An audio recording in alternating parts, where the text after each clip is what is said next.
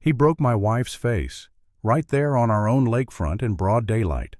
The blood on her scrubs wasn't just an injury, it was a message. And the woman behind it all thought she was untouchable. She forgot one thing: I'm Special Forces, and I don't play by her rules. Act 1. The conflict begins. My name's Noah Reeve. I'm 40 years old, ex-Special Forces, now just a woodworker living with my wife Maggie by Glenview Lake. We moved here for peace, quiet mornings, her orchids by the water, fishing off the dock. After years of deployments, I wanted nothing more than to trade sand and gunfire for sawdust and birdsong. Maggie is a nurse. Not just a nurse, she's head nurse at the clinic, the woman half this county owes their health to. She's the kind of person who wakes at 5, ties her hair back, and spends 16 hours taking care of babies, old folks, whoever walks through her doors.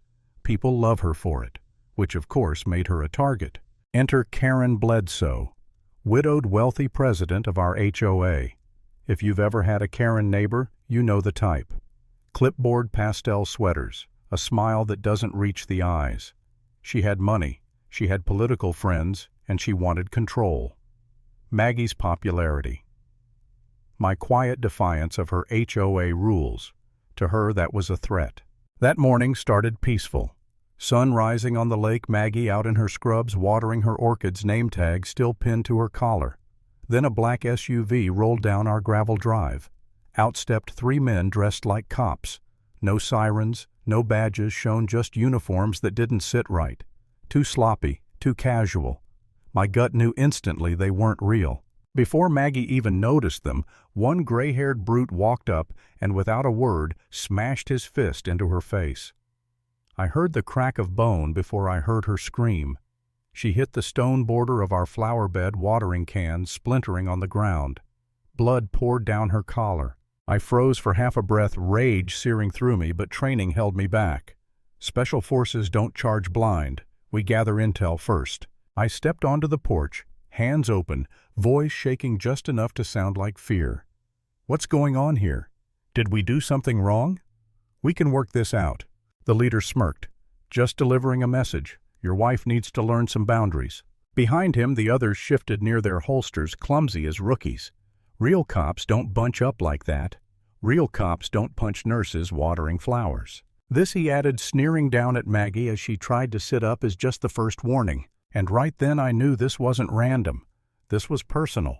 Someone wanted my wife hurt, humiliated.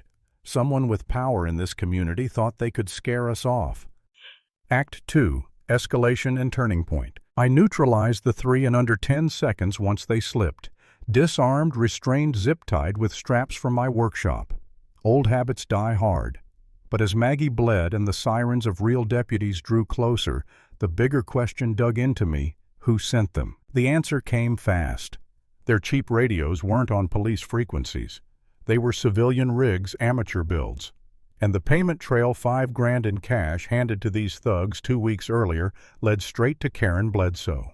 When the sheriff's Detective Miller traced it further, the truth spread open like rot under a floorboard.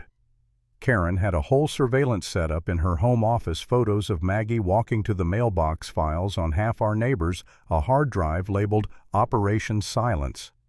Not just obsession organization. She had notes about which families annoyed her, charts of influence, threats, receipts for consultations with ex-cops turned mercenaries. But I'll be honest with you, when Maggie was lying in that hospital bed, cheekbone fractured, hooked to monitors, I broke. Sitting beside her, holding her hand, I felt useless. 10 years of protecting my country, yet I couldn't stop a fist 2 feet from my wife's face. The thought clawed at me. Maybe she was right. Maybe we shouldn't have fought the HOA. Maybe we should have stayed small, silent, invisible. I almost convinced myself to give up, to sell the house, disappear, start over somewhere else. Then Maggie stirred, groggy from the pain meds. She whispered, "Don't let them win." That was it. My self-pity evaporated. This wasn't just about us. Karen had files on 12 families, teachers, doctors, even kids' swim instructors. If I walked away, she'd keep grinding people down one lesson at a time. So I turned my doubt into planning. Detective Miller and I dug deeper. The FBI stepped in when we found links to Councilman Bradley, her political ally, already under investigation for corruption. Turns out Karen wasn't just bitter. She was part of a scheme to silence opposition to shady development deals around the lake. Maggie had been targeted not only for her popularity, but because she had influence. People listened when she spoke about safety, health, the lake community. That made her dangerous to them. Neighbors began coming forward too. Mrs. Patterson's vandalized car, the Johnson family's break-ins, Dr. Martinez's clinic inspections, all traced back to Karen's enforcement. It wasn't paranoia anymore, it was a pattern. Every scrap of evidence tightened the noose. And still a part of me wondered, would the system actually hold her? Or would her money and connections shield her, leaving us exposed again? Act 3. The climax. The trial was federal because with FBI wiretaps, corruption ties, and organized harassment, this went way beyond HOA drama. Karen faced charges from conspiracy to impersonating law enforcement all the way to RICO violations. She strutted into court like it was a country club, pearls at her throat, lawyer at her side. Her defense, that she was a grieving widow, misunderstood, just trying to maintain standards. When it was my turn, I took the stand. The courtroom went quiet. They expected a simple carpenter, a guy who made birdhouses and furniture. Instead, they got testimony from someone who'd dismantled terror cells overseas. I laid it out piece by piece, the radio frequencies, the hard drive marked Operation Silence, the $5,000 payments, the surveillance photos of my wife through our kitchen window. No exaggeration, no theatrics, just facts. Karen's own videos sealed it. There she was on screen, sitting in her living room, telling her hired muscle, "The nurse thinks she owns this whole lake. People like her need to learn their place."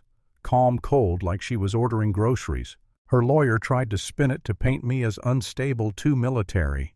He asked if maybe I overreacted. I looked him dead in the eye. "Sir, in Syria, I learned how to tell the difference between a threat and a neighbor. Karen Bledsoe is no neighbor.